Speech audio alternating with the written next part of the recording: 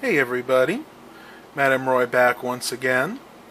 Well, today I kind of have a little bit of a different video than what I normally do.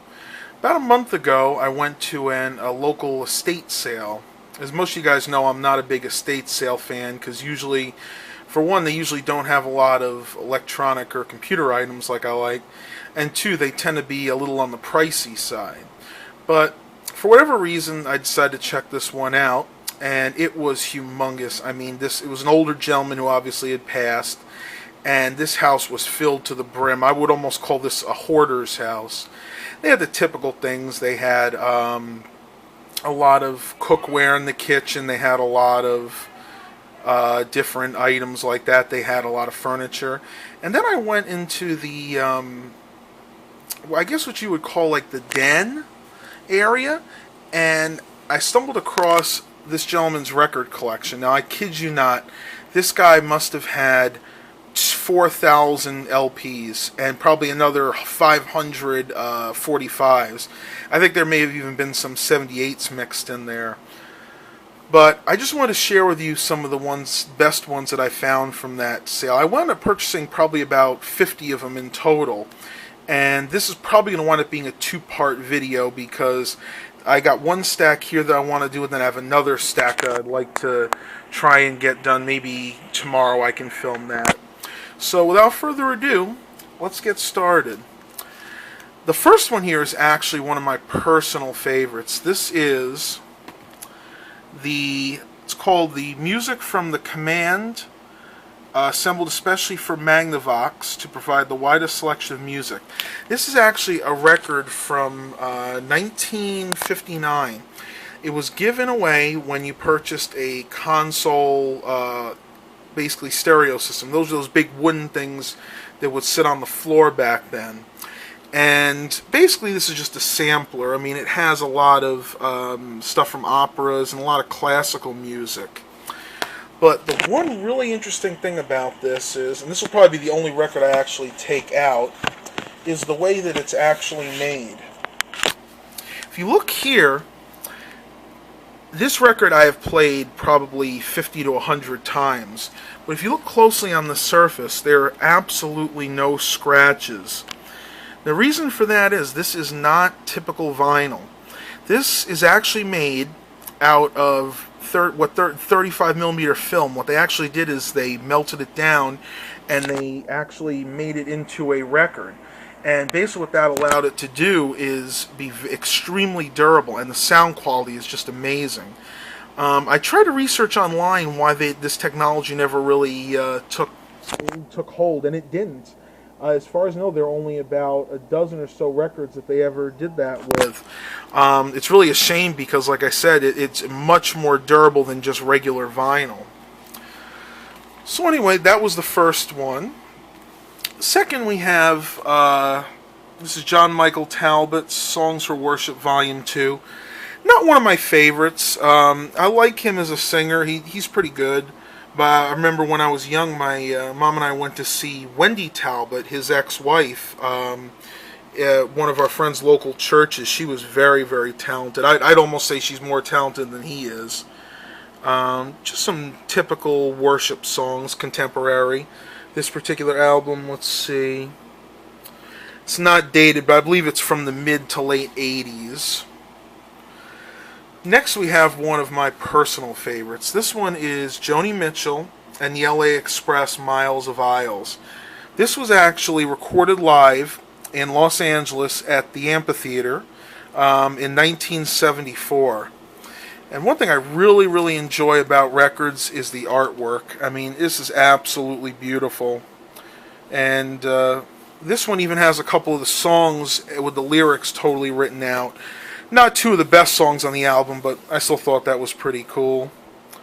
And there's the actual songs that are on this album, as well as the LA Express, and then Joni Mitchell at the end there.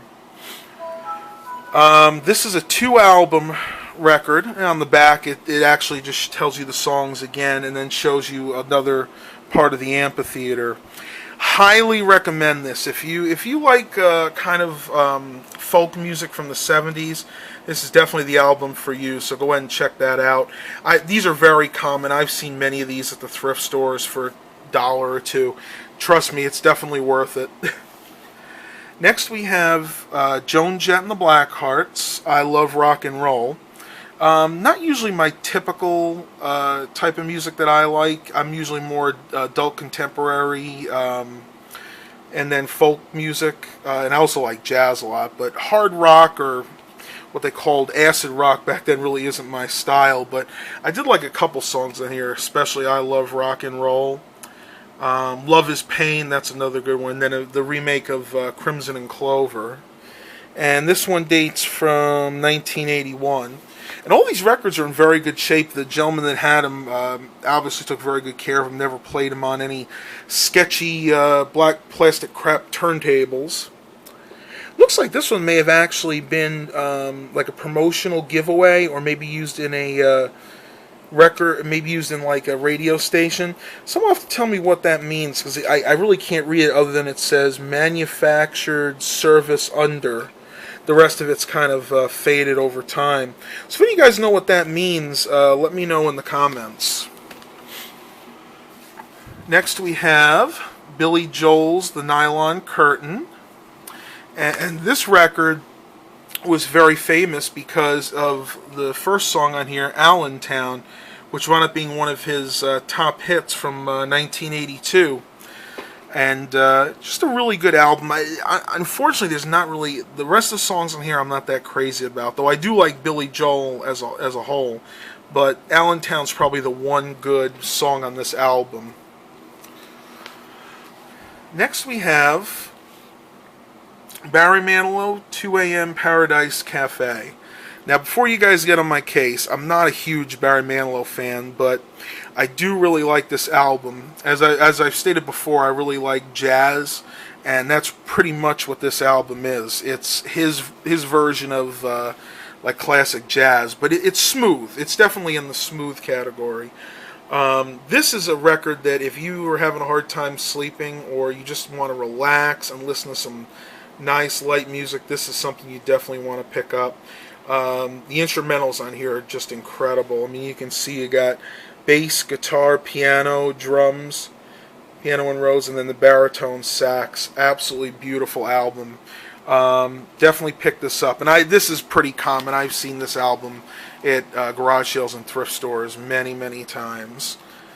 Next we have Christopher Cross. This is one of his most famous albums. I actually believe this was his first album, or at least one of the first. This one's from 1979, as you can see right there. And this has a lot of his best hits. This has Say You'll Be Mine, I Really Don't Know Anymore, Spinning, a few of them. Poor Shirley's another good one. Probably one of my two favorites on here are Sailing and Minstrel Gigolo. Again, this is another, what I would consider adult contemporary or easy listening. If you like that kind of music, this is a must. And out of all these records, this is probably the most common. Almost every thrift store I've been to, I've actually come across a copy of this album. Next we have another one of my personal favorites. This is the Carpenters, The Singles, from 1979 to 1973. And you can also tell that this was probably this gentleman's favorite album too, as he actually took the time to put it in one of these protective record sleeves. And that was the only one of his that had that kind of sleeve. Has all their good classic songs. Let's see, Top of the World, We've Only Just Begun, Ticket to Ride. Actually, We Only Just Begun are my parents' wedding song. Absolutely beautiful, beautiful music. This one, like I said, I believe it's from around 1973, because that was when the last song on here was written. But definitely one you guys should check out. Next we have Billy Joel, An Innocent Man. One of his better albums. Like I said, with The Nylon Curtain, you know, he had that one good song on there, Allentown. This one is from a year later, 1983, which incidentally is the year I was born. This one has quite a few good hits on it.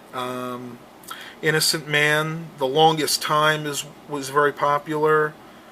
Tell Her About It, Uptown Girl, What's the other one here? Keeping the Faith. So there's at least 4 or 5 good songs on this album. And again, another one I would highly recommend getting. And last for this bunch, we have Oliver, the soundtrack. This is the original soundtrack recording from 1968. This is the version that starred, I'm trying to think of his name, Mark Leonard as Oliver. It had Ron Moody as Fagin and Oliver Reed as Bill Sikes. And if you have never seen this movie, it's actually a musical, and it's about 3 hours long. It's one of the best versions, in my opinion, of Oliver. Even beats the one that they did in 1997 with Elijah Wood.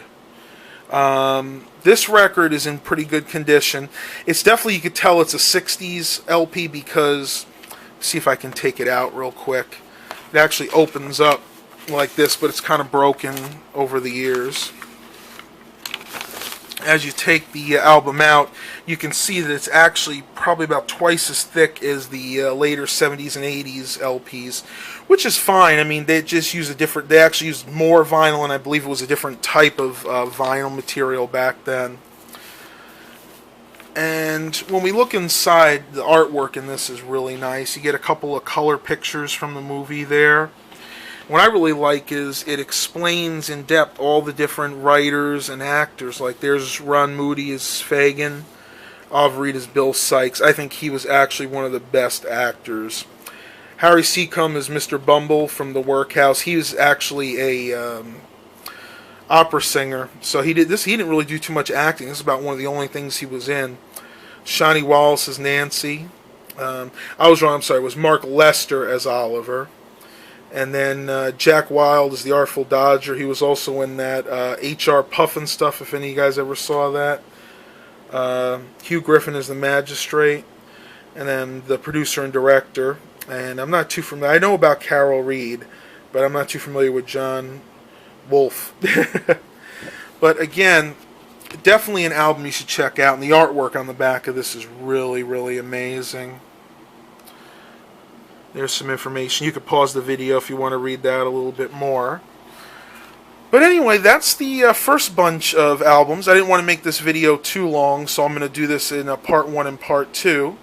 Hope you guys enjoyed this, and as always, have a blessed day.